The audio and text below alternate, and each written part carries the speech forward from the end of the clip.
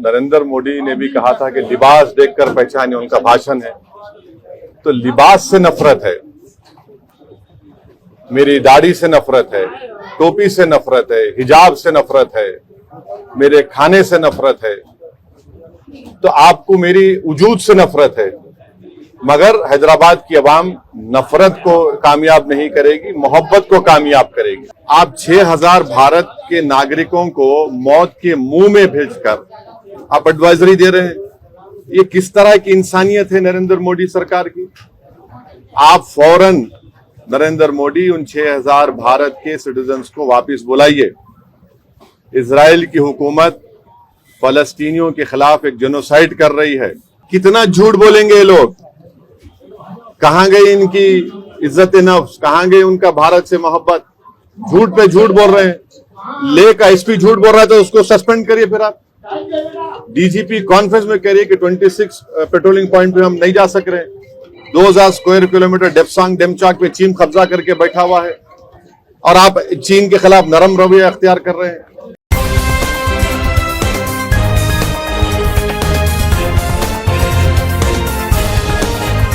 आप देख रहे हैं देश लाइव, देश की आवाज।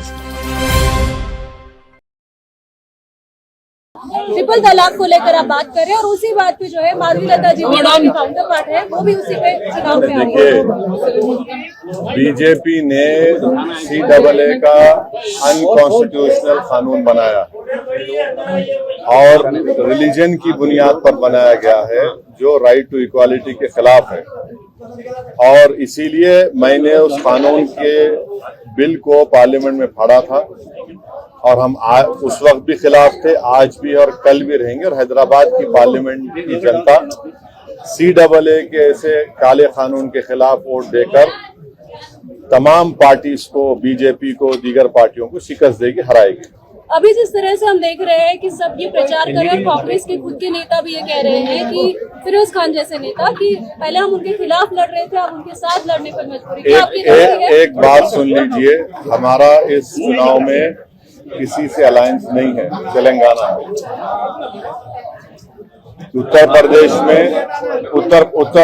प्रदेश में हम हमारी बहन मोहतरमा पल्लवी साहिबा के साथ हमने PDM बनाया।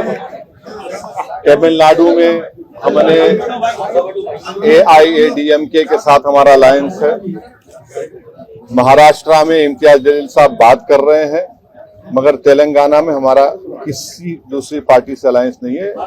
उत्तर प्रदेश में PDM हमने बनाया, तमिलनाडु में AIADMK से हमारा अलायंस है। और ये बड़ी मजाक खेज बात है कि कभी हम B टीम हो जाते तो कभी उन्होंने बोलते हैं, ये बोलते। तो ऐसा लगता है कि ये लोग कंफ्यूजन का शिकार है, मगर हमारे पास क्लैरिटी है। हम अपने काम पर, अपनी मेहनत पर और इंशाअल्लाह ताला अल्लाह की ज़ात पर कामिल यकीन करके हम इस इंतखाबात में हिस्सा ले रहे हैं। और मुझे यकीन है कि हमारे पार्टी के तमाम उम्मीदवार बहैसियत रुकने पार्लियामान MP कामयाब होंगे। सर, माधवी लता जी आरोप करते हैं कि आपके ऊपर, आपके यहाँ असेंबली पार्लियामेंट में तो तकरीबन 6 लाख से ज्यादा बोकस होता है, जिसकी वजह से आराम से आप हर वक्त 3 लाख वोटों से जीतते हैं। ऐसा है, देखिए, आपको समझने की जरूरत है। कम से कम आप तो अपने आप को उस लेवल पर नीचे मत गिरा दीजिए। आप माशाल्लाह से एक जिम्मेदार सहाफी है, जर्नलिस्ट है, आप पढ़े लिखे हैं, आप थम्स अप नहीं है। और आपको मालूम कि हर साल जनवरी में नामों का इंक्लूजन होता है, उसके बाद लिस्ट आती है इलेक्शन कमीशन ऑफ इंडिया की तरफ से, मैं उसको हेड नहीं करता हूं। फिर हर एक को एक टाइम दिया जाता है कि वो ऑब्जेक्शन दाखिल करे। उसकी टाइम खत्म हो जाने के बाद फाइनल वोटर लिस्ट आती है। फिर इलेक्शन से पहले एडिशनल एंड डिलीशन की लिस्ट आने वाली है। अब आप बताइए, इसमें मेरा क्या रोल है? और आप इलेक्शन कमीशन ऑफ इंडिया को आप गाली दे रहे हैं, इसका मतलब? तो ये ऐसा है, हर पार्टी आती है और चुनाव से पहले इस तरह की बात करते हैं, मगर रियलिटी तो कुछ और ही है।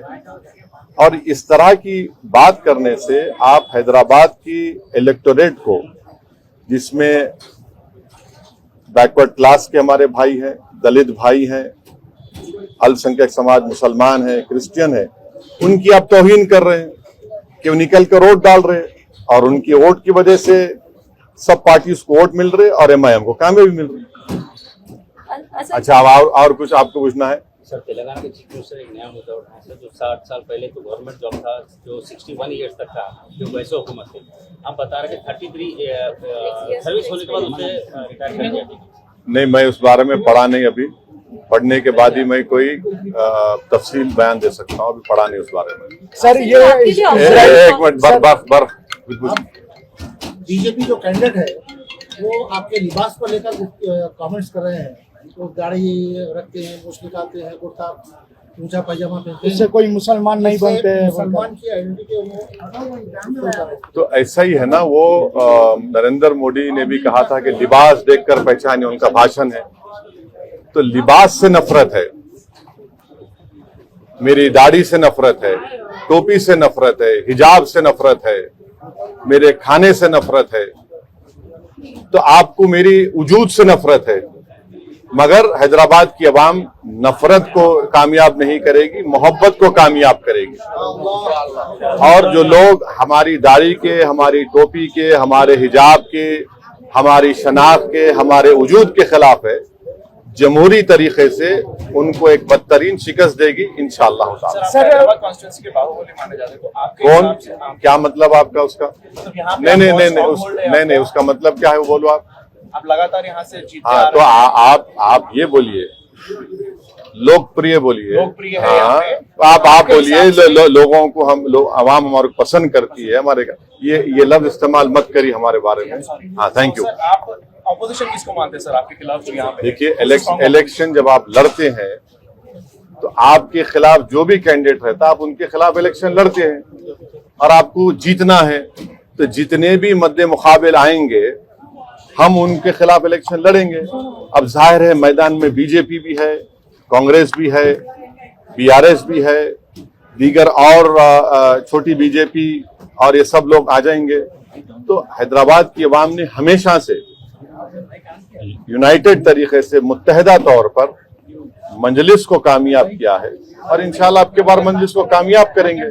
और जैसा कि अभी आपने सवाल किया था कि हम आवाम से अपील कर रहे हैं हैदराबाद की कि CAA कानून के खिलाफ आप वोट दीजिए, महंगाई के खिलाफ आप वोट दीजिए, नौजवान जो बेरोजगारी उसका मुकद्दर बन गया, उनके रोजगार नहीं मिला, उसके खिलाफ वोट दीजिए। चीन हमारी जमीन पर कब्जा करके बैठा हुआ है, उसके खिलाफ आप वोट दीजिए।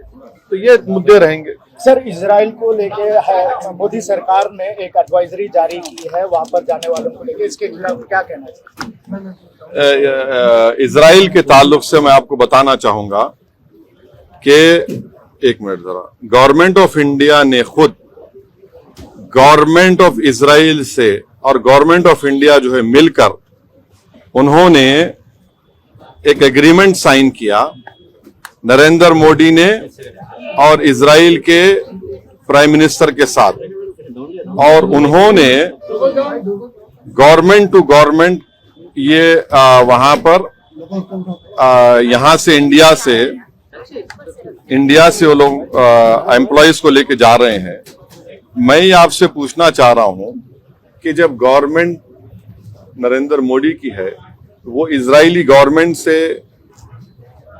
उनसे कॉन्ट्रैक्ट करके, उनसे मंजूरी लेकर आप भारत से 6000 इंडियन वर्कर्स ऑलरेडी इजराइल जा चुके हैं और आप एडवाइजरी देते हैं कि भाई अपना ख्याल रखिए। आप 6000 भारत के नागरिकों को मौत के मुंह में भेजकर आप एडवाइजरी दे रहे हैं। ये किस तरह की इंसानियत है नरेंद्र मोदी सरकार की? आप फौरन नरेंद्र मोदी उन 6000 भारत के सिटीजन्स को वापस बुलाइए। इजराइल की हुकूमत फलस्तीनियों के खिलाफ एक जेनोसाइड कर रही है। 30,000 लोग मारे गए। दुनिया में किसी भी वॉर में इतने बच्चे नहीं मारे गए जो मासूम 12, 14, 15,000 बच्चे मर गए वहां पर। और इजराइल जुल्म कर रहा है इंटरनेशनल कोर्ट ऑफ जस्टिस में, उसको वो जेनोसाइड कर रहा है। UN की रिपोर्ट है। तो हम भारत के प्रधानमंत्री से ये डिमांड करते हैं कि आप की गवर्नमेंट, इजराइल की गवर्नमेंट से मिलकर 6000 भारतीय नागरिकों को आपने भिजाया, क्यों भिजाया? फौरन उनको बुलाइए वापस आप, और किसी को मत भिजाइए वहां, उनको आप मौत के कुएं में भेज रहे हैं, उनको आप, उनकी जान को खतरा है। तो ये कैसे सरकार खुद फैसिलिटेट करके भिजा रही है और एडवाइजरी दे रही है? सर, मणिपुर, लद्दाख और सेना बॉर्डर को लेकर आपने एक सवाल किया है, ट्वीट किया है, और आपने बोला है कि बॉर्डर टेरिटरी पर कितना तक पेट्रोलिंग हो पा रहा है, तो इसको लेकर क्या कहना है? देखिए, आप लोग जानते हैं, आप लोग बड़े बाशऊर लोग हैं, खुद लेह का एसपी जो है, लेह के जो सुप्रीटेंडेंट ऑफ पुलिस है, डीजीपी कॉन्फ्रेंस में उन्होंने कहा कि 26 पेट्रोलिंग पॉइंट्स पर हम पेट्रोल नहीं कर पा रहे हैं। कितना झूठ बोलेंगे ये लोग? कहां गई इनकी इज्जत नफ्स, कहां गई उनका भारत से मोहब्बत? झूठ पे झूठ बोल रहे हैं। लेह का एसपी झूठ बोल रहा है तो उसको सस्पेंड करिए। फिर आप डीजीपी कॉन्फ्रेंस में कह रही है कि 26 पेट्रोलिंग पॉइंट पे हम नहीं जा सक रहे। 2000 स्क्वायर किलोमीटर डेप्सांग डेमचाक पे चीन कब्जा करके बैठा हुआ है, और आप चीन के खिलाफ नरम रवैया अख्तियार कर रहे हैं। हो गया सर, हैदराबाद कॉन्स्टिट्यूंसी के अंदर आप डेवलपमेंट के फैक्टर पे बात करें तो लास्ट टाइम बीआरएस की सरकार थी, उन्होंने अच्छे खासे मास्टर प्लान्स लेके आए थे। तो आपको क्या लगता है कि वो प्लान्स कांग्रेस सरकार कंटिन्यू करेगी या बेहतर प्लान लेके आएगी? ये इंशाअल्लाह ताला, जहां तक डेवलपमेंट की बात है, हम डेवलपमेंट कराते आए हैं और करवाते रहेंगे। अभी आप देख रहे हैं कि जब हैदराबाद में आज से 4 साल पहले डेल्यूज आया था, तो जिस इलाके में आज हम पदयात्रा किए वो तकरीबन इलाका पानी में था, मगर पूरे सिटी में आप जीएचएमसी के लोगों से पूछिए, सबसे पहले नाला वाइडनिंग का कहीं काम हुआ यहां पर हुआ। चंद्रायन गुट्टे में तो उससे पहले अकबरुद्दीन ओवैसी कराए थे। हम लोग यहाँ की जनता का शुक्रगुजार हूं कि उन्होंने आगे बढ़कर अपने घर को दिए और बड़ा नाला हम यहाँ पर तामीर किए। अभी भी आगे 2-3 बिट्स बाकी हैं, तो डेवलपमेंट के ऊपर कोई कॉम्प्रोमाइज एमआईएम ने कभी किया ना करेंगे। और फिर नए चीफ मिनिस्टर को हमने उनसे रिक्वेस्ट किया था, रेवंत रेड्डी से, कि आप जो है ओल्ड सिटी में जो एक लाइन मेट्रो का रुका हुआ है, पूरा काम तो मेट्रो का ओल्ड सिटी में आ गया, सिर्फ एक लाइन जुबली बस स्टैंड से फलकनुमा का, तो वो खुद आए, चीफ मिनिस्टर आकर उसका फाउंडेशन स्टोन डाले। और फिर वो लोग एक एयरपोर्ट लाइन बना रहे हैं जो नागौल से एलबी नगर से, तो हमने उनसे रिक्वेस्ट की कि आप चंद्रायन गुट्टा पर उसका स्टेशन बनाइए। वो 3rd स्टेशन होगा, फिर यहाँ से मैलारदोपल्ली से जहाँ पर फिर एयरपोर्ट जाएगी। तो रोड वाइडनिंग के लिए भी मैं चीफ मिनिस्टर से मिलकर 200 करोड़ रुपए रोड वाइडनिंग के मंजूर कराया हूँ, सिर्फ 4 इलाकों के लिए। 200 करोड़ में काम शुरू हुआ है, उसको एक्चुअली चाहिए कम से कम 800 करोड़। तो 200 करोड़ में तो अब चेक्स जारी हो गए। तो ये डेवलपमेंट के ऊपर कोई कॉम्प्रोमाइज एमआईएम पार्टी ने नहीं किया, और हम हर जगह पर बिला लिहाज मजहब मिल्लत डेवलपमेंट का काम एमआईएम पार्टी करवाती आई है और करवा कर रही है। Thank you sir, thank you.